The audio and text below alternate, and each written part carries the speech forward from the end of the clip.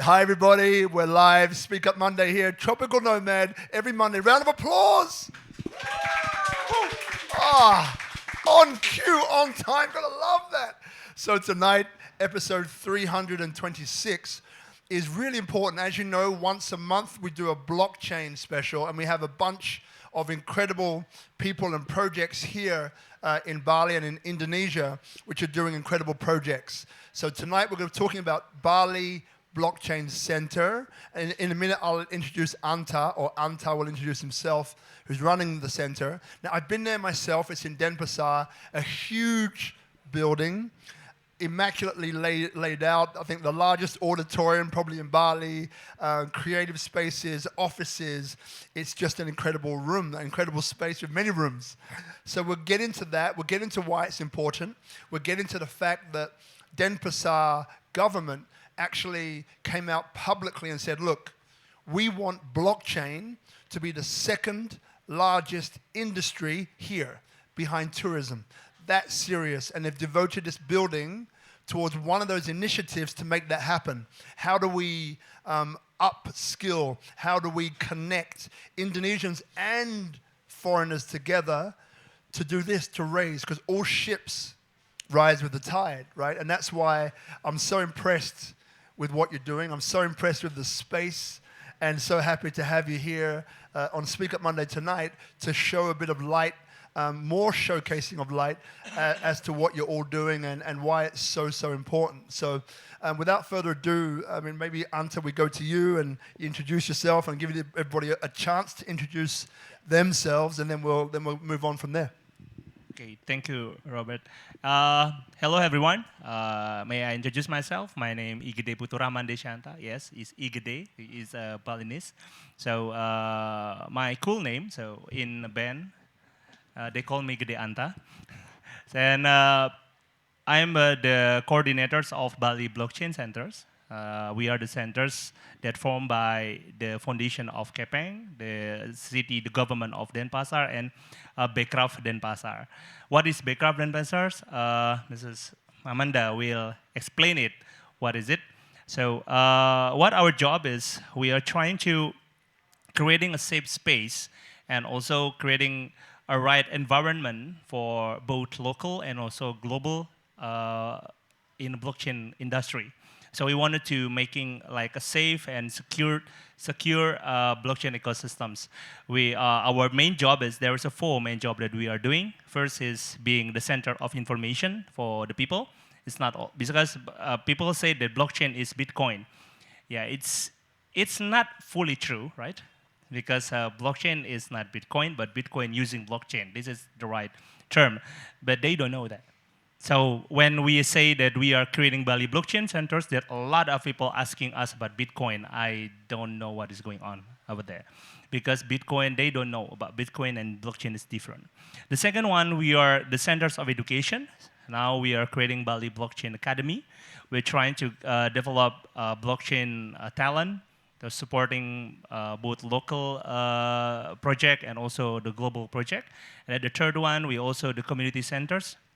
We have agreement and also contract with 13 university in Bali. We're trying to creating campus blockchain club in every single campus. And the fourth one, we are the centers of project launchpad. We're trying to find out which is ecosystem project is right and making them safe for people to joining in. So this is basically what we want. First of all, we also is supporting from the government. So because of what we are going to do in with BKRAF, government of Denpasar bless us with a very huge space, like Robert said. It's this creative hub and digital hub in Denpasar. It's one of a kind in Bali. Only this is only the only one kind of that building in Bali. And starting from that, we're starting to introducing the blockchain and hoping that blockchain can supporting our tourisms, can being our second industry, can we can open a lot of I call it a lot of opportunity for local and also global, so we can blend it together and we can creating a safe space starting in Bali. So this is maybe that's my intro. Just Wonderful. And then Amanda, yeah. Thank you, Robert. Hello, everyone in here and online. Hello. So my name is, if Anta is Igede, my name is Nimade. So yeah, second child. Yeah, Nimade Ras Amanda, and everyone call me Amanda. It's easier. Sorry, it's okay. I'm from Denpasar Economic Creative Agency. It's an agency institution, non-governmental, that we have mission as a bridge to connect the creative community and the government. So our founding knows that the community have different rules with the government. So the founders thinks that we need to have some institution that communicate each other. So, as we know that creative community is a free man, free spirit, never fit in the bureaucracy. And the government itself, they have their own rules, and sometimes they don't match with the community, creative community. So, there we come, the BKRAF. We facilitate and make both sides in one goals. Beside the community and the government, we also responsible to support this relationship, such as with economic support from financial support, and then we have media sector also, and then business center, and then the university. Me, myself, is a lecturer in Udayana University, and I'm helping BKRAF to do some research and everything. Yeah. Okay. Talking about blockchains, that we saw that this digital life is developing in rapid pace, and then it's going to be a huge business ahead. So we saw this one, and then we support the existing, but we also want to be there for they are not who didn't understand what is blockchains is. So back to our mission, we try to catch up with this digital movement. And then the world would be one global village like this one. There will be no border and geographically and timeless. So we should protect and give supporting system to our creative community, which is a lot of them just a local people there. So we protect the community and we supporting so they can catch up and already have a right in the era ahead. Yeah, just like we know their characteristic, the creative community in Denpasar. Like Anta, it's a rare things. So they still focus in conventional market and everything. They don't even aware about these blockchains and everything about the world is spinning, and our responsible is to provide them in this era to take part and not left them behind. That's we are, the BKRAF. Thank you. Awesome.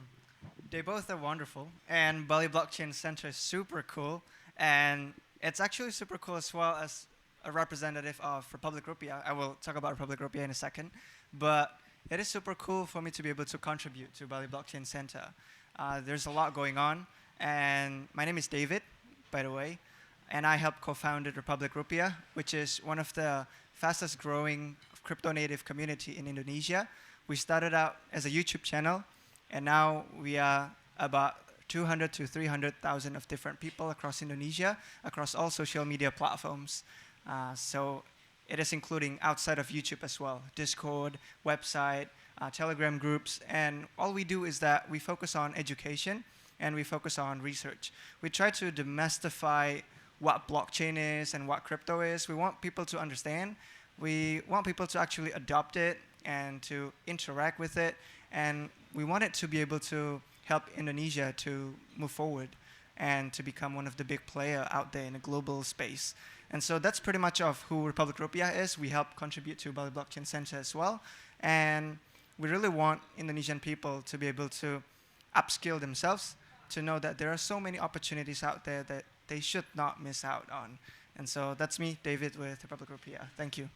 And just before we hand over to Anta, one thing, because we're here, we have a studio audience here at Tropical Nomad, which you can join. It's free free to enter, and food and beverage is Tropical Nomad. Wonderful menu.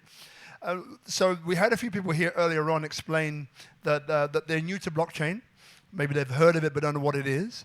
And so I think maybe like a good way to start, so we keep everyone together, and maybe the difference between Web 1, Web 2, Web 3, and then you take it on from there, brother. I'm not expecting talking about techness. But Hello? I've got one wonderful definition, if you'd like me to say it. It's one that opened my eyes. If you want, I can do it. Okay, so there is a new movement is happening. You know, before we understand about Web 1, when people like in my early days, I know computer. There is the internet. We must be connected to modem. Now it's still like that. But before, when I connected to modem, my computers is sounding like dee-dee-dee-dee-dee, and then it's connecting. It's Web 1, the first one.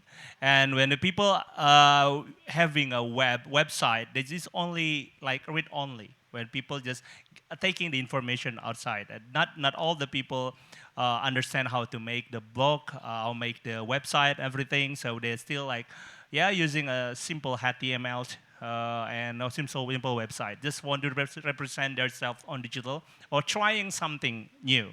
And then the second one, after the movement and the change of internet technology, when people before, you know how is the size of the file when the starting of computer, right? You have 65 kilobyte is quite big, and then 124 megabyte is quite big, right? I'm rocking, but now we are talking terabyte. We are talking gigabyte, terabyte, and everything. So because of this movement of data transferring, we can do a lot of things on internet. That's the Web 2 is happening. The people can be like interacting each other. There is a Facebook happening, YouTube happening. You know, maybe you still remember Friendster and Yahoo. This is like, I learned a lot from them before, and then Facebook, and now internet is like our way to life. This is like, it's a necessary way to have email. It's not like before, just only people who understand internet have email, but now everyone have at least WhatsApp, at least they have Facebook. Even my uncle, who's really old, have Facebook and put everything on Facebook. Sometimes I'm mad at it. Yeah, so this is what's happening now. But there is some problem, because the data, the flow is really high. People put everything. So our privacy is a problem. Our privacy, there is a fraud. There is a people that's using it for bad way, and a lot of things. Because of what? Much of the people don't understand how they work. And then they got used by the people who understand. And then the trust problem is happening. Then now they're explaining about blockchain, the new decentralized network that can be giving a fingerprint to the document. So this is the decentralized happening, blockchain happening, and then we call it the Web 3 era, the new era. The movement from Web 1 and Web 2, the fundamental technology is not changing, it's the same. But if we're talking about Web 2 and Web 3, the fundamental technology is changing. So this is why it's, oftenly they say that this is a different word. But this word is not, Web 3 is not going to erase Web 2. It's not like that. Web 1 is still happening. Web 2 and then Web 3 is another thing that we can change it. We can put another technology on it. This is blockchain. So what is blockchain? Not like Web 2, when there is one server and everyone has a client to connect to the server. Every single data is put on the server. In Web 3, with using blockchain, is a lot of computer is connected, giving a fingerprint to one data, giving identity to one data. So for example, like if you have a data, you put it on, on a drive, on a cloud, and then who is giving identity to your data? The cloud computing company. But in blockchain, there is a consensus. People, there is getting around and giving the data by collectively. This is This is the identity of your data, and we, as a community, prove it. This is the true one. So this is how blockchain works. And I think I want to make so simple like that. So this is how it works. And then how about cryptocurrency? How about NFT? This is another product of the blockchain. So if I have blockchain, so I need to have a cryptocurrency? I don't think so. You can make a private blockchain for the government. You have a blockchain. There is a private blockchain. There is hybrid blockchain. There's a public blockchain. What you are here about Bitcoin, Ethereum, Avalanche, Cardano, this is a public blockchain. But you know that a lot of the government and also a lot of the institution in Indonesia is already using or trying to using blockchain as a private data security. So this is what's happening already. So this is the difference between Web 1, Web 2, and Web 3. So, and Web 3, it's focused on creator economy. Creator economy, there is another way to experiencing something. So there is like augmented reality, virtual reality, and based on the blockchain itself. And people is trying now to making game of their life. So that's why there is a GameFi, DeFi, a lot of things. So this is what is happening now. And maybe I can elaborate. The blockchain is a computer, is a bunch of computers that connected together and giving identity to one data. So this is what I always underline about blockchain. You know, I love each time when we do these panels once a month, I'm always learning more, you know. And so not only you guys, I'm learning too. And one of the best ways I heard it described, which is what you basically said, is that like Web 1 is basically read-only, right? Back in the day, depending how old you are, read-only. I can't interact with it. All I can do is read it on the screen.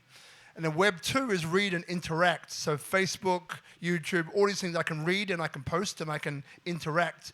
And then Web 3 is now I can own my data. So instead of me being on YouTube and YouTube say, hey, you got 1,000 followers or you got 1 million followers, we can give you X.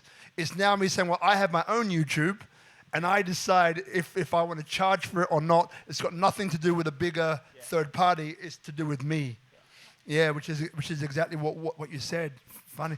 So moving on and over to you now about Bali Blockchain Center, about why Bali is ready for it, all these wonderful questions.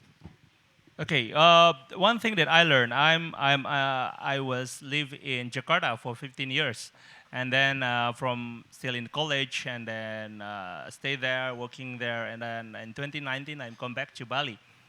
In that day, I already learned about blockchain. In 2018, I start research from blockchain, and I take my master degree here on research on blockchain, how to using blockchain on property. And because of my research, I started a company of a blockchain. It's called Satu Bata, and it's got shut down by the government. And it hit me a lot because I already spent a lot of money to developing the engine. We are like one property, we fractionize it and selling it on NFTs. But because of my low understanding about law regulation in Indonesia, I go to a wrong regulator. And then they get shut me down, just like that. And because of that, I still believe that blockchain is something new, and this is the futures of everything, because my problem is all my data is all over internet, and people is calling me, using my phone numbers, saying, giving me a lot of things. I hate it because I know that they are selling my data. So I believe that blockchain can be solving a lot of problem about that. So I'm still learning a lot of blockchain, and then I creating my second project of blockchain is called Kepeng.io. Kepeng.io is, Kepeng is our currency in Bali, and it's still used in Bali. And Kepeng itself is formed like, I don't bring my Kepeng, it's formed like this. Yeah, this is Kepeng, you see? That it's still formed on a lot of village as like fun for people who do something bad or want to charity to the village. They use Kepeng first, and it's equal to 10,000 rupiah. So I created Kepeng, changed Kepeng from the physical form to blockchain form. So we already creating like 1 billion of kepeng now, and we are ongoing on the project. And then the second one, I'm creating Baliola. Baliola is one of our ecosystem. It's creating NFT for everyone, NFT of everything. We're creating people who don't understand about a smart contract, how to create blockchain, how to create asset NFTs. They don't need to go to marketplace. They can go to our engine, and our engine, we're creating their smart contract with that they understand what is it. I just put it in form, and then boom, this is NFT. And we have the wallet and everything. The ecosystem is done.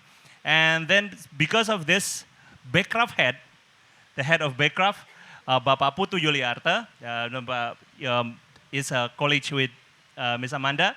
So his writing on a paper say that NFT will be an opportunity to use NFT for saving or protecting copyright of the artist. I'm surprised. That's the first time I read Indonesian, it's local, Bali, talking about NFTs. I go everywhere. I go to every single government saying that we need to post this thing, we need to understand about blockchain. They don't understand.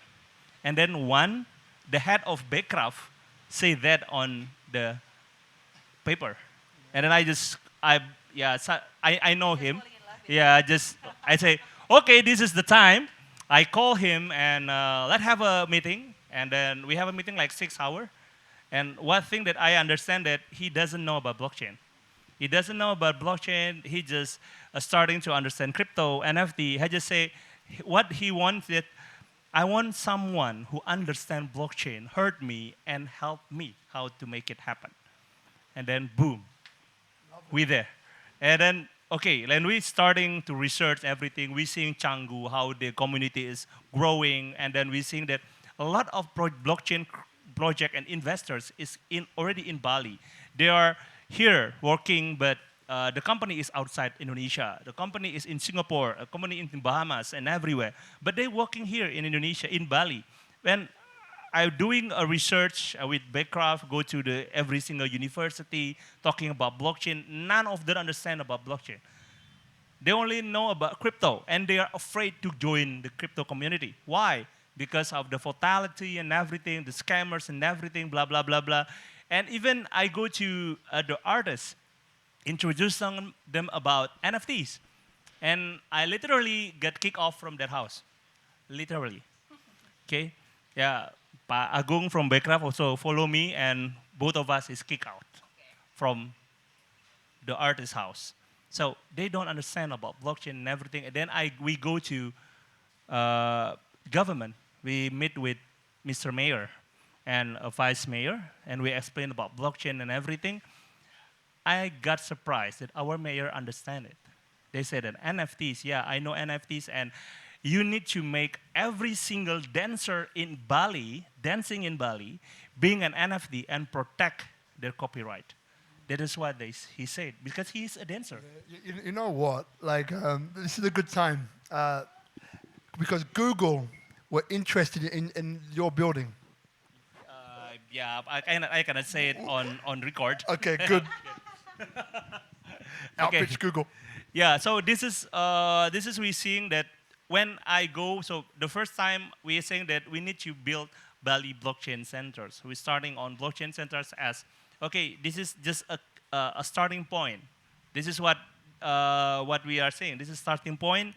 Our first job in the first year is just gathering community, gathering information, and giving information to the community. That's all. That is our job in the first year. And then I meet you, I meet people, everyone, guys, you guys. I meet every community. I meet Republik Rupiah also. And I just know that I already followed their channel for like 1 year already. But I don't know that Republik Rupiah the office is in Bali. I just meet Michael and also David. They say, I know this guy. is every single in every single video. And because of this, we are talking a lot and how we are creating the safe place and everything. So we're starting growth, and we're seeing that Bali needs something new. You know, pandemic is hitting us like hell. I'm sorry my language, but I literally crying when seeing Canggu, seeing Kuta, seeing Nusa Dua. I lost my job because of pandemic in 2020, in February 2020. I lost my job. I just got here in Bali in 2019, and being a CEO of one of the biggest retail company, and they need to be shut down because of the pandemic. It's hitting me a lot in my family, but I say that we need to do something. Bali need to have another industry, and that is why we are starting. Okay, blockchain is one of them because the community is here. We need the bridge, we need the right ecosystems, and we need a Web3. Is no of the country in around the world already says that we are the Web3 king. No one, because there's no country will be because it's decentralized. So I said that we need to start. And then Southeast Asia will be the Web3 Kickstarter. And Indonesia has the biggest population in Southeast Asia. So we say, okay, we need to take a role in this. And gladly, BKRAF and also the mayor of Denpasar, Mr. Mayor, say, starting from this. This is the kickoff. Love it. This is You know, like, it's such a great journey that you've outlaid, right? Because it sets a tone of why, you know, why you were brought into this, why Bali is such a fertile place for blockchain and all these industries to actually exist and to flourish, you know?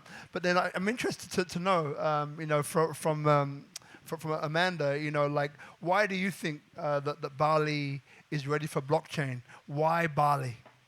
Maybe why Denpasar, because I'm from Denpasar. Oh, it's okay? Absolutely Okay. wonderful. Why Denpasar? I just write about 1, 2, 3, 4, 5 reasons why. The first reason that we have these young, talented, excited young people here in Denpasar. And then the second one, due to G20, we have internet network, the fastest 5G in Bali. And then the third is we have my mayor is very open-minded, so we believe that he will support us. And number 4, we are in Denpasar, we have strong identity, Balinese identity that can be sold. Yeah. And then the next thing is the best thing that we have you all guys here. That I believe that everyone here want to help us in Denpasar, in Bali, to develop these blockchains. That's the 5 reasons why I believe that Denpasar will be the best city for creativity and blockchains. Thank you, Wonderful Robert. answer. David, what about you? Because you're obviously Republic Rupiah has a huge voice. You mentioned hundreds and hundreds of thousands of Indonesians, you know, across multiple platforms. And so you have a really good understanding of the whole space. So what do you see for Bali in the future? Maybe some people here are wondering, you know, we're either local or we're foreigner. You know, why am I here in Bali? What does Bali possess? What's the future for Bali? Where do you see the opportunities with blockchain? Which industries? Where do you see it? And maybe if there's 3 questions in one question, what are some of the challenges that you're facing that can be helped by maybe people here? Yeah, sure thing. And so a part of the difficulties of building a community is finding those who are actually eager to be onboarded into this new innovative technology. And so blockchain has so many potentials, and Pak Anta just mentioned so many different use cases that he said earlier. And I think one of the important things that we have here in Bali is that there are so many people all across the world coming to Bali, having all of these different understandings and all of these different experiences. And you know, I have met so many people that are experts on different industries. There are a lot of people from different backgrounds of lives, and they have a lot of skills, and they have a lot of willingness to come to Bali and to actually build something. And that is what makes it special. And so if I go to Jogja or Jakarta, there would be a community of crypto traders, but there won't be as many of innovators or like builders. And so that's the important thing that Bali has to offer. And that is why I have decided to move to Bali as well, because I was actually living in Jogja for the most of my life. And I decided to move to Bali actually before the Republik Rupiah was founded. And so I had another project. It was actually in real estate with Michael. And so what happened is that we met all of these different people. And we saw that during the pandemic, people are quarantined and people are going for the digital assets that they can access just from the home. And seeing a lot of demand coming from the Indonesian people wanting to know what crypto is, what Bitcoin is, and what all of the other crypto assets are, we thought that we might be able to provide some education that way, because we have been in the space for quite some time, but did not know that educating people about this was actually going to be the future, that was actually helping Bali and helping Indonesia eventually to move forward. And this is one of the special things that I have found from building the community in Indonesia and across all of these different cities in Indonesia. And then, Anta, you mentioned before about the legality, and you got stuck the first time, open a company, close the next day, damn it, right? So without going all the way in, so when we say blockchain legal, what are you doing in that area to help facilitate other businesses who want to set up in blockchain? Okay, so maybe not people, all people don't know about this, including our local don't know about this, that Indonesia already having one categorize of the company that's called blockchain developers. So blockchain developers is already on the legal of the company. And not people, don't a lot of people understand this. I even talked to the ministry of some ministry people. They say, really? There is a legal of the blockchain? Yes. So the blockchain, if you want to creating a company in Indonesia, it's focused on blockchain. There is already have legal standards for blockchain. But how about the exchange crypto or crypto? They're still creating it. But to being a blockchain company, there is already a way. And our starting is my own company, Baliola. Baliola is Bali Online Asset. This is a marketplace NFT, and now is NFT enabler and wallet also. We have an NFT wallet. And starting from this Baliola, we are incorporated a first blockchain company by our own. So we are offering, talking to the government, and then we put the legality, and then we are legal. We are a legal company and developing blockchain. So because of this, there is some of our partners come from Al Jazeera is coming here. There's one of my friend, and then there is an Australian company want to make a blockchain company in Indonesia, and they can come to Bali Blockchain Centers, and we're helping them, assist them to incorporate it in Indonesia for the blockchain. So this is what we are doing for helping maybe you guys, you want to creating legal entity about blockchain here. There is Indonesia already having the regulation about blockchain and crypto. But because of there is a lack of organization that focus on not only about trading. I don't say trading is bad. Trading is trading. There's another side of blockchain. There is a development, there is an adaptation of blockchain, there is a adaptation of the technology. There's not a lot of organization that focus on this one because they are focused on the trading. So we are forming Bali Blockchain Centers, and we are creating the code of conduct of blockchain industry in Indonesia. We're trying to creating like another recommendation to the government. We have talked to 3 universities in Bali and 1 in outside of Bali in Jakarta. So we're trying to giving a recommendation to the government to making, like for example, how they can legally using NFTs for what kind of business, they legally can using blockchain for what kind of business, they legally can using DAO for kind of business. So this is we are going to recommend to the government. So this is what we do. To focus on blockchain legality in Indonesia. Wonderful. And Amanda, so same question to you, maybe. And again, I know you're coming from the Denpasar government side, which is great, right? Because Denpasar is like leading the way, others will follow, right? So on that legal front, if we say someone, by the way, questions, guys, here in the audience, in about 10 minutes or so, have any questions, you'll get your opportunity. But when it comes to the legal side, and we ask about blockchain and legality, and what comes up for you as maybe challenges that you're currently either solved or you're in the process of solving in Denpasar. Honestly, Robert, that Denpasar is not thinking about that first because this is new and there are no cases, so we still not building any legal constitution or everything, a framework and everything, because our huge homework right now is making all the artists, the dancer, the painter, and everything to understand aware first about the Bali blockchains and also the blockchains itself. So we still focus in those area first. Yeah, maybe because it's not just in Denpasar, maybe not just in Indonesia, but in other places and other country, we have the same what we call it, the same homework, yeah. Because in Indonesia, they always asking about taxes and everything.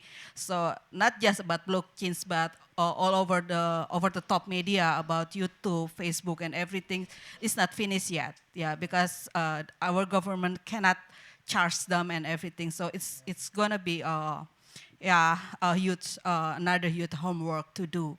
But we still believe that in maybe 1 year or 2 years, we still have to just to remind the government and then the players also and the artists about this new digital era.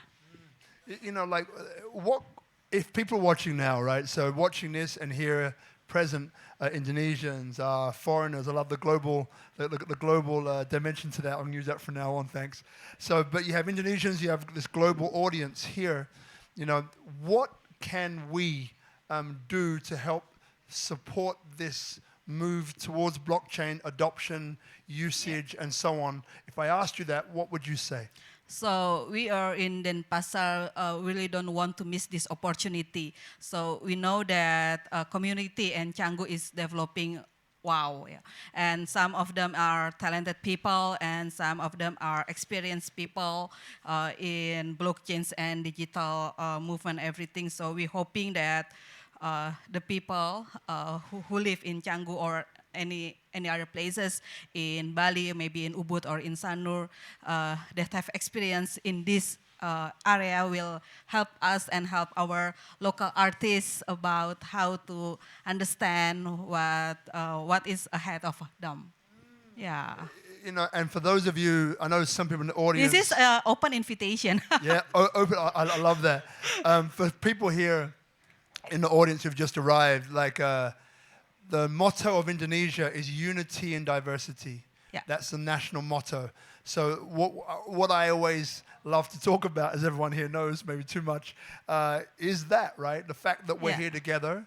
And I love the fact that it's about this, right? How do we co-elevate? How do we knowledge share? Not tell what to do or I instruct you. No, it's about knowledge sharing because we all have different knowledge. On the same level. Yeah, on the same level. Yeah, not high, low, but the same. Diversity here, not just about Indonesian diversity, but global diversity here in Canggu and here in Denpasar. Yeah, love it. You know? And my brother, Republik Rupiah, what have you noticed? Because again, largest Indonesian community in this whole sphere of education, blockchain, and so on. So what have you noticed are some of the key topics of interest for your audience? Right, so key topic of interest for our audience is actually a very good question.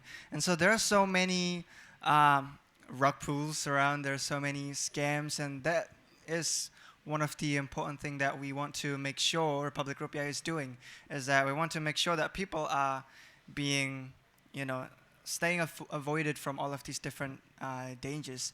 And so what our audiences often want to be involved in is crypto assets itself as one of the use case of blockchain. And so we have talked about NFT, and we have talked about a lot of these different tokens and assets that can be issued on the blockchain.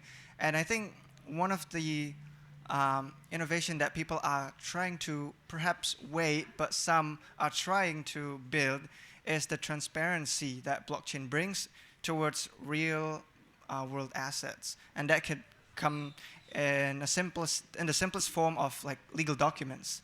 Like there are so many inauthentic legal documents, and there are so many fake ones out there being issued through bribery, and so many community audience and community members that we have keep talking about this.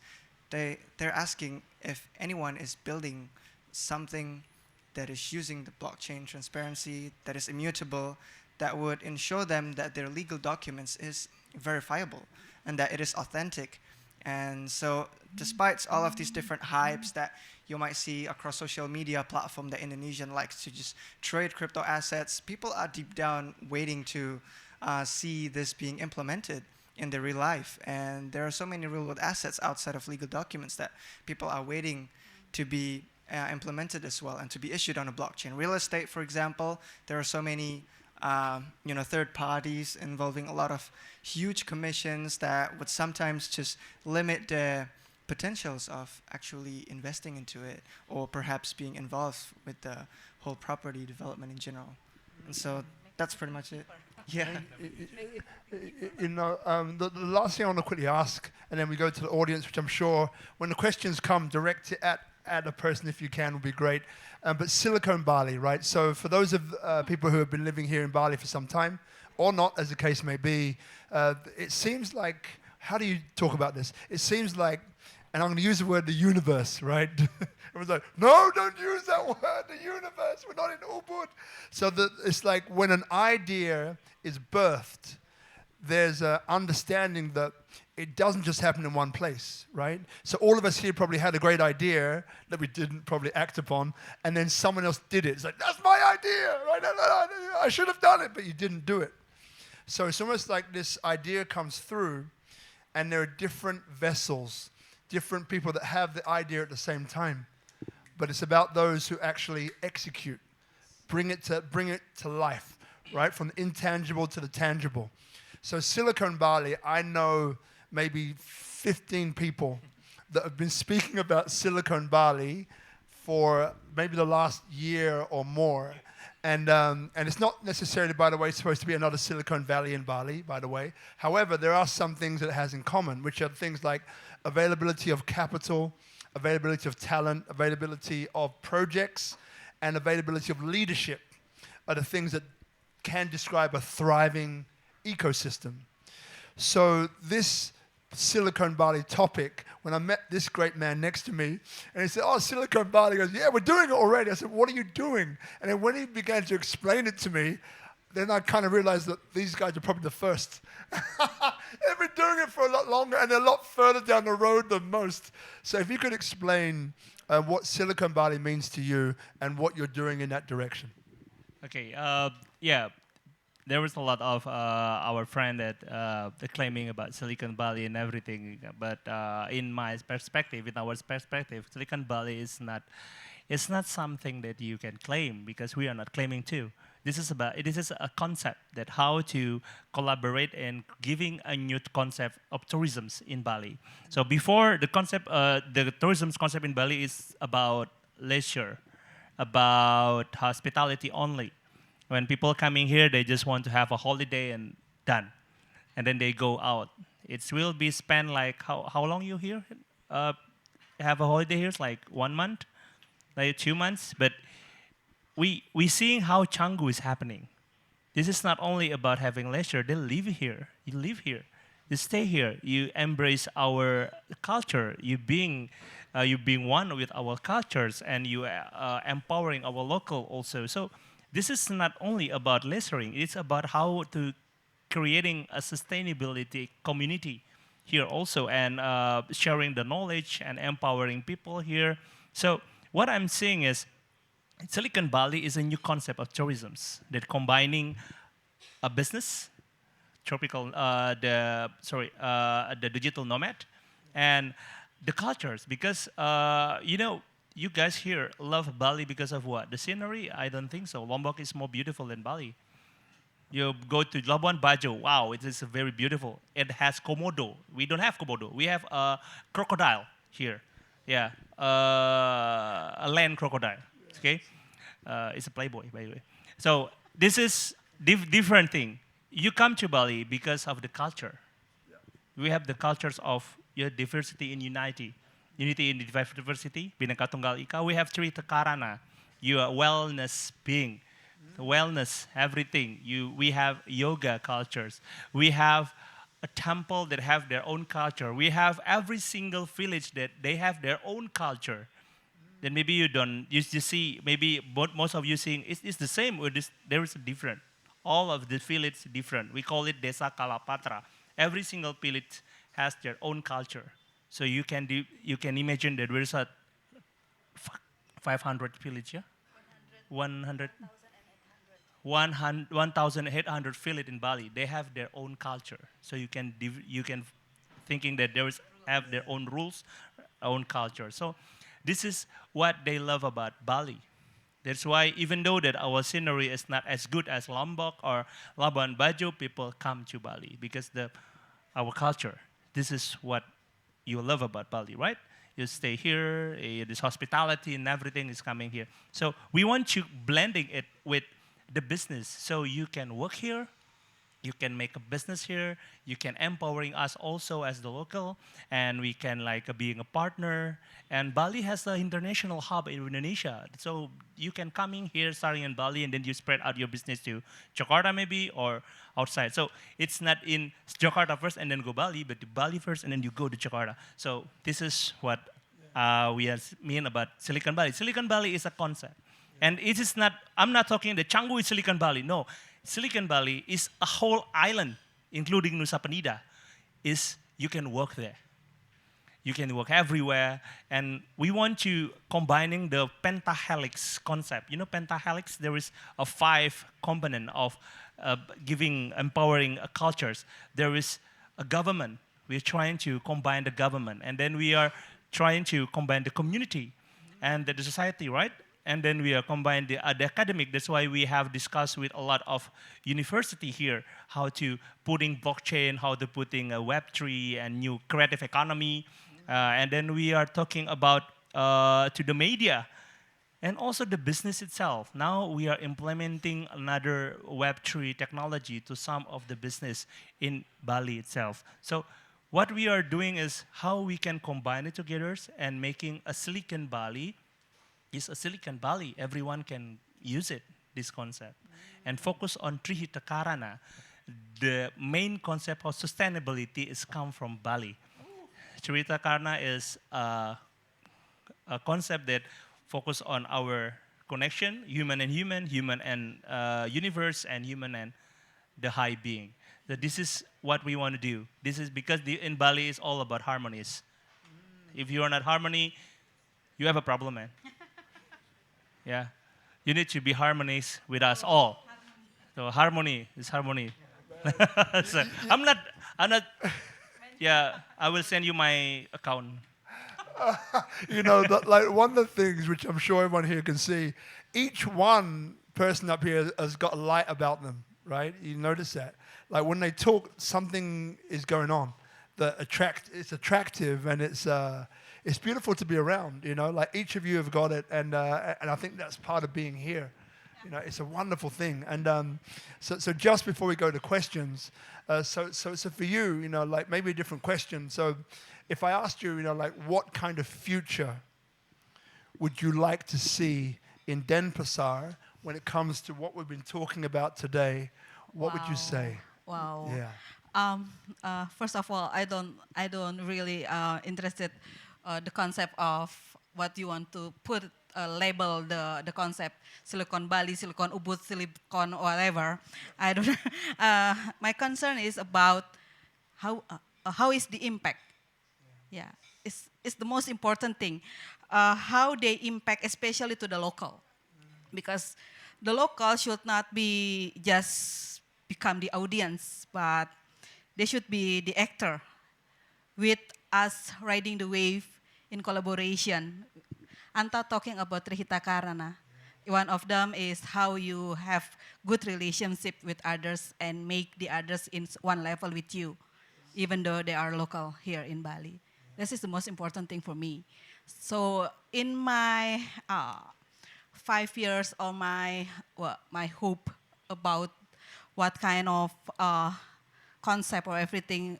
I just hoping that Balinese people is engaged actively with this, not just another audience. Yeah, that's the most important thing for me. Thank you. Yeah. And you know, even though you've sort of answered the question, the future that I think that you'd love to see is, everyone we have treated fairly, collaboration, yeah. collaboration. We have people working together, knowledge sharing, co-elevating, to make it better. And I love your description by the answer of Silicon Valley. I think I'll be using that one from now on. It's like, Rob, that's what Anta said. Yeah, I know, but it's so good. It's so good. Yeah, the Balinese values. We should hold on in that. Yeah. Thank you, darling. And then lastly, David, before we go to questions, so question for you, I guess, what would that be?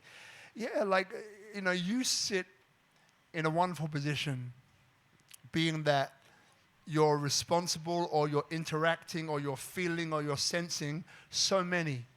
And it's what everyone here probably doesn't realize, it's Bahasa Indonesian speaking only, correct?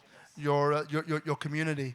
So maybe picking up from what you said, right, about this desire to work together, to integrate this Bhinneka Tunggal Ika, like this unity and diversity.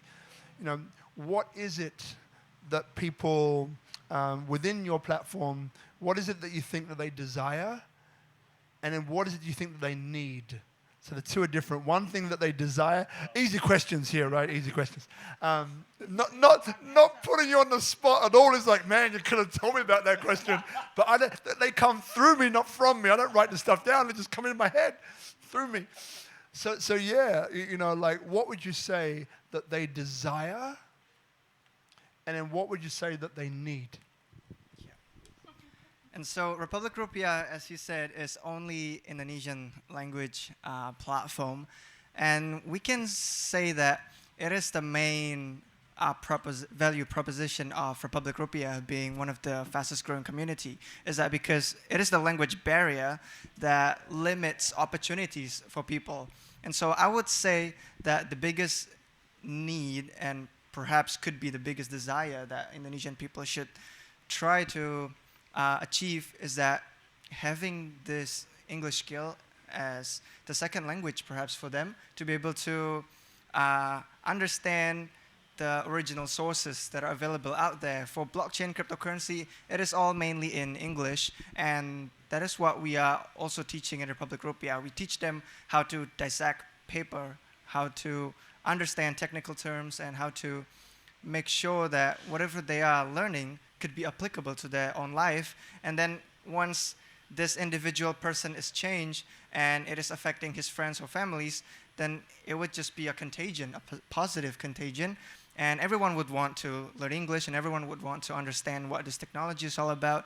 And then all of a sudden, we have all of this huge voice all across Indonesia shouting that blockchain is the future and that we want this to be adopted, we want this to be implemented. And so for whether it is the Indonesian audience that are watching or foreigners audience that are watching, we know that there is a Bali Blockchain Center here in Bali, and we are building so many academies and framework within it. And so we would just say, please join us and please welcome to Bali and help us contribute as well positively to bring huge impact to the people that are living here locally as well. So that's what I would say. You know what? I want to add something that I hate one thing about Republik Rupiah. Yeah, they're starting in 2020. I finished my thesis in 2020, and I'm learning a lot from the English language journal and everything in English. It's quite hard thing to do. Yeah.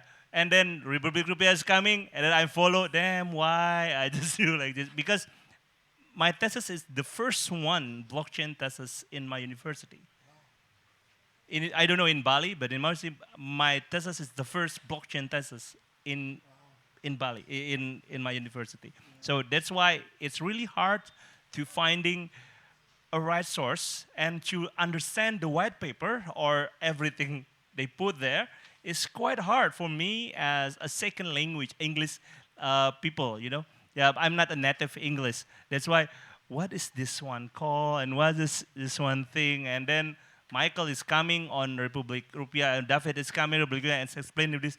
Them why they come just now. I just finished my thesis. I just waiting on my graduation, and then boom, Republik Rupiah is happening. So this is I really hate one thing about Republik Rupiah. That one.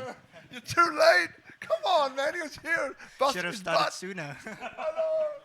All right. So look, what we're going to do, sister, are you around, darling? Or brother Guzman, either one. So, David, we're going to take that microphone. That one will go to the audience, right? And then we have these two microphones to answer with. So, audience, any questions? Now's a good time. Just raise your hand. The microphone will come to you. When it comes, just some microphones are good like this. This one not. Just point it at your mouth. Then we can hear you. All righty? It's like Itchy, yes. So Itchy, that's the first time I've seen Itchy hand come up first. Itchy, the owner here of Tropical Nomad, my brother from a Japanese mother. Okay. First time I said that. Coming on. Oh yeah, Guzman, we'll switch it on. Thank you. Thank you. So yeah, great sharing. Thank you very much for sharing, and then it's just so much that I just learned, you know, what you guys have been doing, and then that's really great and awesome. Yeah. I would like to ask perhaps clarification for in terms of crypto trading and you know, for Indonesian regulations. Would you be able to share with us what recently Indonesia has done to make it more regulated, more clear about the crypto taxation? Would you be able to share us with on that? Okay, so about the regulation of tax, there is already a tax for crypto. That is will be every single transaction of cryptocurrency on the exchange, the centralized exchange in Indonesia, will be giving a tax of 0.1% of our PPN, what do you call it? What is in English or PPN? So this is what, 1.1% of every VAT? single transaction. PPN? Yeah. BIT? BIT, yeah, so for the BIT. So this is like 1.1% for every single transaction is happening is going to the taxes, and it's be collecting by the centralized exchange. It's happening in Indonesia. So this is the tax, and the government already tastes the money. It's quite big in the last 2 months. It's like billion rupiah something, yeah, or billion rupiah. Yeah, this is quite big, really big money. We don't talk about 1 billion; it's about 100 more. So this is why the government now is trying to enhance the taxation regulation and also how it's happening. And there is a new regulation from BAPEPTI, our regulators of token, that asks every single token need to be audited from the independent organization. So the problem is there is no such thing as this independent organization to understand to how to giving a guarantee to the token. So because of this, we and also Republik Rupiah, we're trying to creating one organization to do that for the future. So this is what we're trying to do. So the regulation is going on a way. The crypto, we don't, in Indonesia, you cannot say cryptocurrency. You need to create, say the crypto asset. It's not a currency.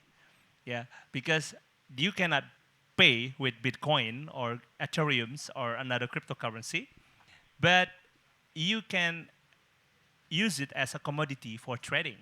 It's legal as long as that token is already on exchange, or it's got a guarantee, and yeah, it's based on what I learned from Republik Rupiah. Fundamental is matters.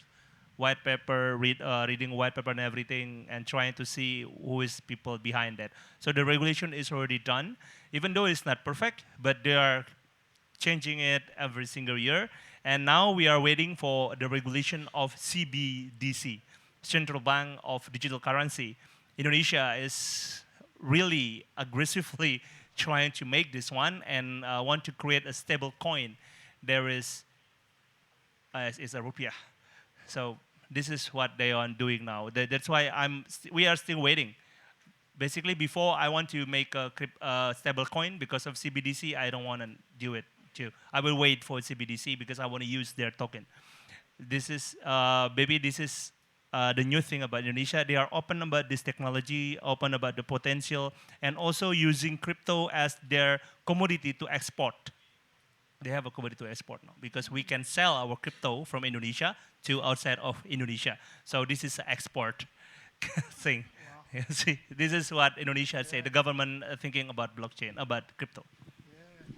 You know, 'cause I was hosting Trade Expo Indonesia for Faverse, which you came to. So it's interesting. So Trade Expo Indonesia is the largest trade expo in Indonesia, and it was a few months ago, I guess. And so Faverse, another project, friends of ours such as Harmony One and a few other guys.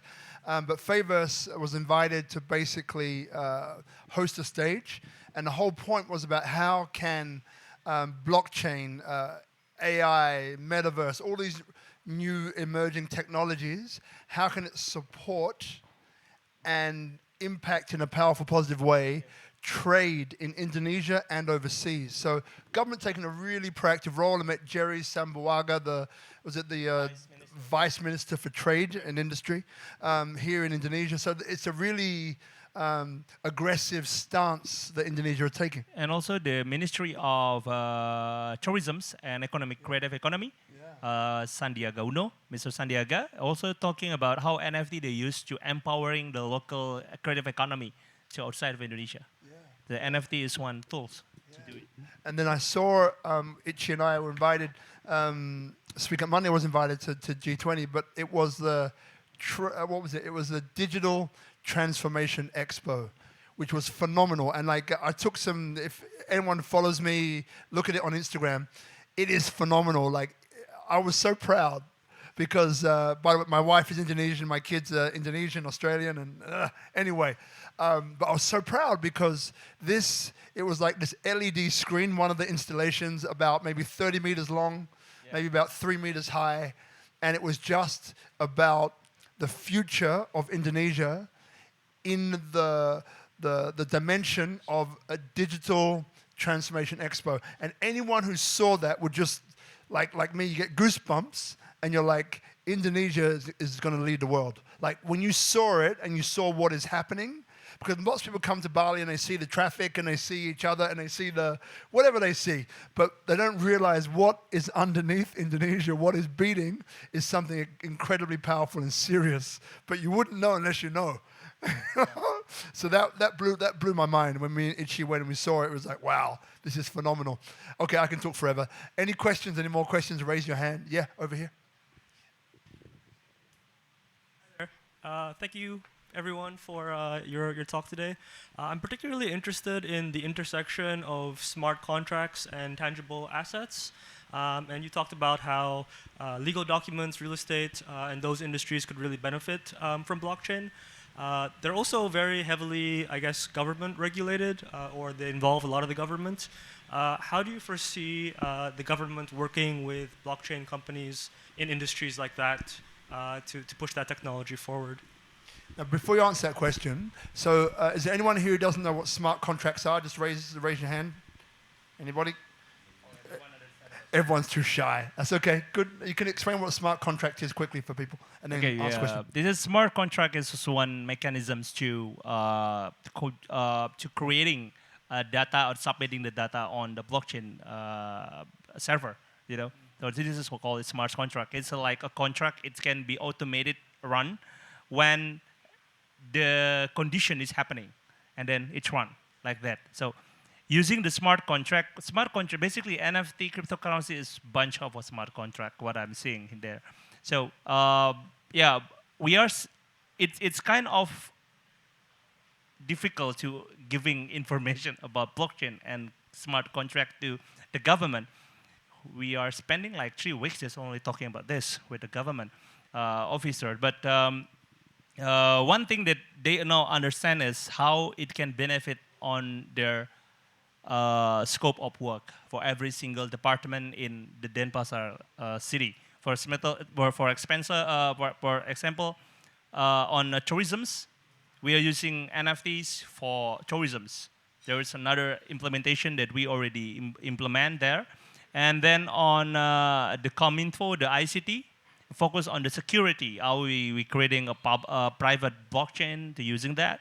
On trade and also agro, we are creating NFT chocolate, how to use a smart contract to implement it on NFTs and selling and everyone who own the NFT is a contract, so own also the tree of chocolate and getting all the benefit of that tree. And also, we are, for the social department, we are implementing the NFT for charity, where can, like, only in 5 days, we're raising a fund, quite a lot of fund, and then we're giving to the schizophrenia house. So we cannot say, what our methods to go to the government is not like explaining everything, blah, blah, blah, blah, blah, because, yeah, blockchain. Yeah, but one thing that we need to understand about we as a technical person, I'm a technical person, and when I go to the business and I go to and change my part from the technical person to a business development part, we don't need to explain to them how it works, but we need to show to them how it done. It's different thing. That's why we just finding a use case. For example, on the artwork, we using NFT for copyright, and it got attention from the Ministry of Law in Indonesia, and it got supported from the Ministry of Law of Indonesia to putting a copyright certification on NFTs. So this is what we are doing in last week in Jakarta. We do discussing to them. So we cannot say that blah, blah, blah, but NFT, they don't need to understand about the technology. They only need to understand about the benefit and show it how it's done. Because what do you expect to go to the government? To thinking that they understand this, they already got a lot of thing in their plate.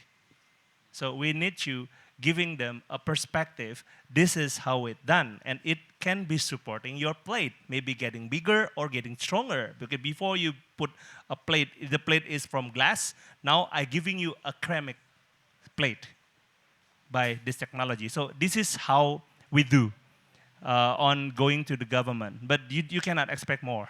We need to be focused on the process, focus on what they are scope of work, and then giving them a real example what we can do in this technology. So the key is adaptation. You know, what keeps coming up for me is I'm so happy that we got a chance to do this, right? Because it was Melissa Kurtken from S21, which I think was the first and the largest crypto community here in Bali. We've got Sister Mel. If you're watching, Sister Mel, good day. And because she said, Rob, there's this guy, right? His name's Anta. You would love him. This guy is a gun. Maybe she didn't use those words, all right? Maybe it was me who used those words. But when I met you the first time, I was like, this is one impressive guy, you know? And then when I went to Bali Blockchain Center and checked it out, I was like, now I know what's going on, because, you know, I think the toughest part for you was explaining all the things that you're doing, or that Bali Blockchain Center is doing. And when I met you again, I was like, damn, this guy's doing more things than me. Right? I've got like all these projects that I'm working on, and you just kept on plucking them out of the air. This one, and there's that one, we're doing this, we're doing that. I'm like, really? Are you doing all of these things? Really? And then when I came and saw you, I was like, yeah, he is. Or yes, they are. So I'm really happy that people here, either here live or watching on YouTube, Instagram, or Facebook, are getting a chance to feel you, and obviously our sister Amanda and brother David as well, because like, this is the future that we're talking here. And we'll look back in 1 year, 2 year, 5 years' time, remember like, I remember that guy, or I remember that beautiful woman, or I remember that other guy from Republik, Rupiah.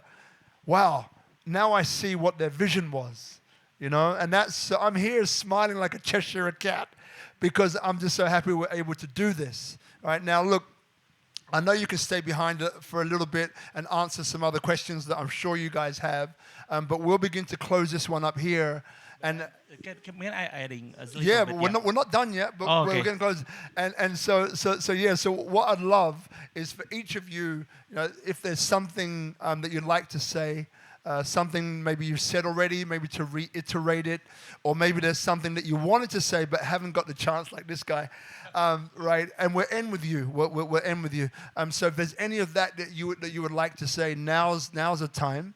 But also, please take the moment to tell people how to contact and how to connect with you. So how can they connect with Republik Rupiah? How can they connect with Denpasar, right? And BKRAF, the company.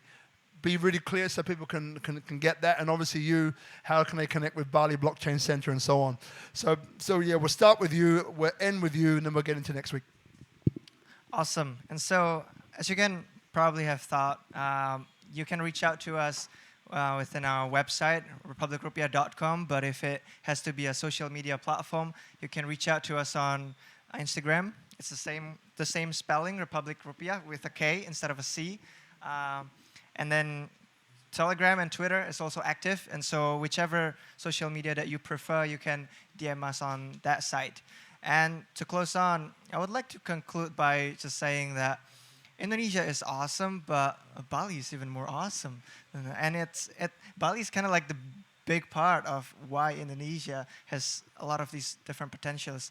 And so we really welcome so many people all across the world, no matter if Republik Rupiah is only Indonesian native platform, but we definitely interact with a lot of different partners.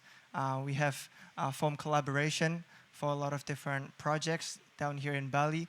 We want to make sure that all of these wonderful impact projects can get their exposures to the community and to the people all across Indonesia, because Indonesia needs it and the people needs it.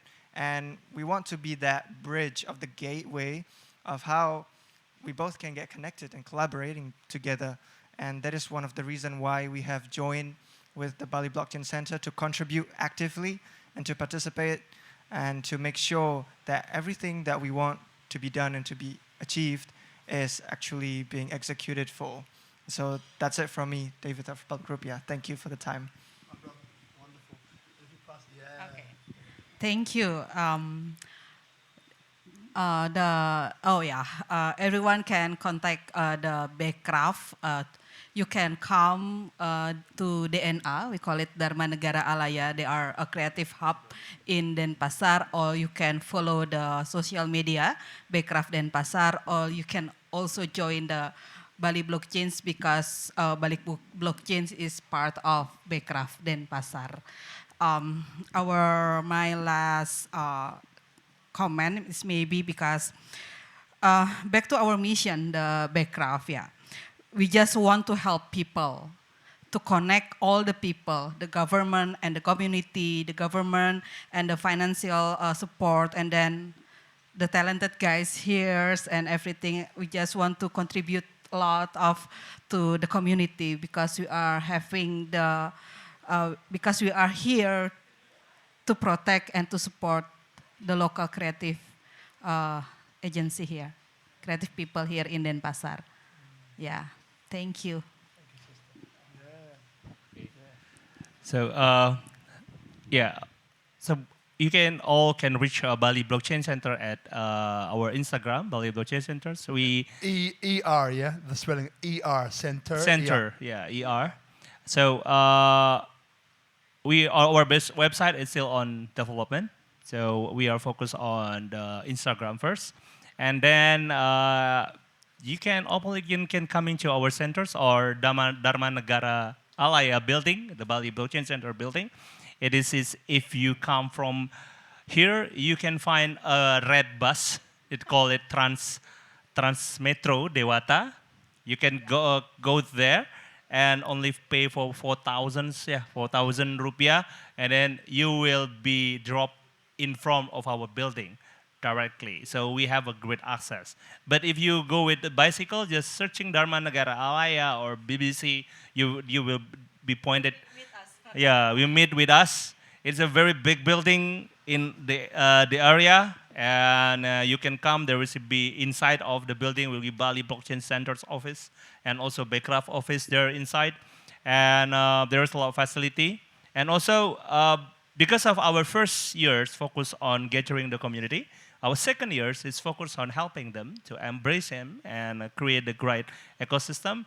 We are creating the representative office of Bali Blockchain Centers here in Canggu. There you go. Yeah, we already opened it starting on already 1 week now. If you go from this tropical nomad, come over there, go to Batu Bolong beach right here, right? You will see in the left side, the Aluna land. That is our representative. So if you maybe want to appoint, maybe because my day-to-day operation will be on Bali Blockchain Centers, but if you need to discuss with me and it's quite far to go there, there is Aluna Land, go there and ask the receptionist to make an appointment with me. And all of our consultants, all our notary and everything legal here, they will helping you to create the appointment. And we also have a virtual office here. So if you want to use the place to be a virtual office, you can use it in the same building, Aluna Land, and there is a deli right on the Aluna Land also. So this is what we having here, and we can helping you basically starting from the legal here in Indonesia and also finding you a talent. We also have a Bali Blockchain Academy next year with Republik Rupiah.